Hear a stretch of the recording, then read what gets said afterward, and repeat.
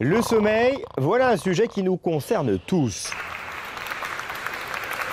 Les Français dorment en moyenne 7h05 en semaine et 8h10 le week-end. Un sommeil qui est d'ailleurs souvent de mauvaise qualité. 73% d'entre nous prétendent se réveiller au moins une fois par nuit. Alors j'ai cherché et j'ai trouvé une série d'astuces pour dormir paisiblement sur ces deux oreilles.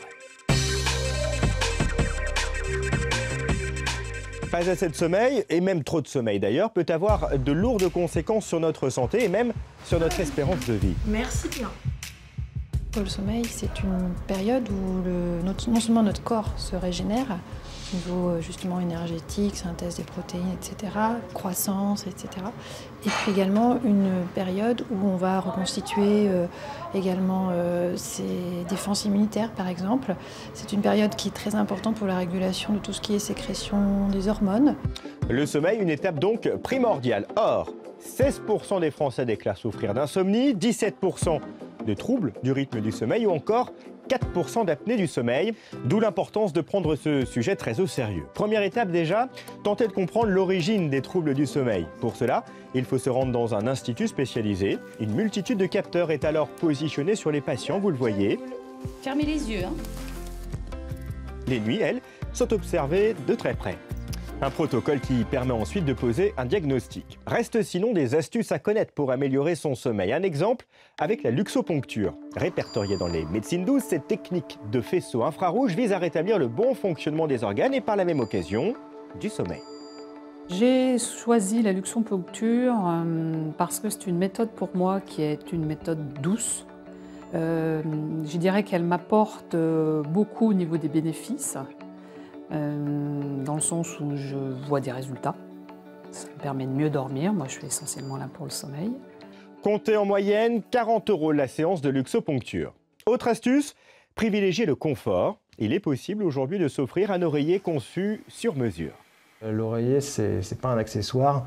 On pense que c'est vraiment un élément essentiel au niveau de la literie, au moins aussi important que le matelas, puisque la position de la tête, une bonne position au niveau de la tête va permettre de libérer un ensemble de contraintes au niveau de tout le corps.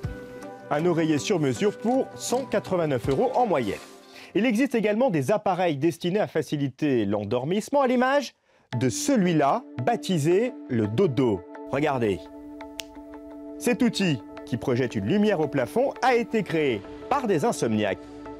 Vous avez ce petit boîtier blanc que la personne dépose sur sa table de nuit, qu'elle touche pour allumer. Il y a une lumière qui va se projeter au plafond, sur laquelle la personne va synchroniser sa respiration.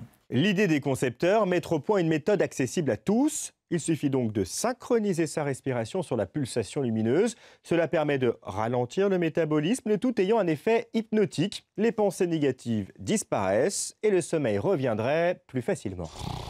Son prix, 49 €.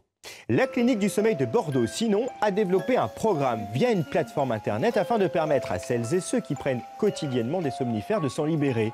Ce logiciel propose du sur-mesure à chaque patient.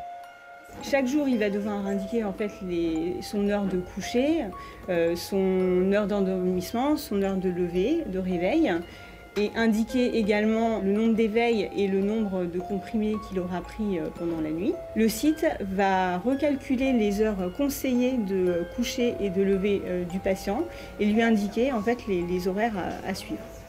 Ce programme baptisé ProPersom est appliqué dans plusieurs hôpitaux en France, à Lille, Montpellier, Paris et Garches. Pour plus de renseignements, ce numéro de téléphone.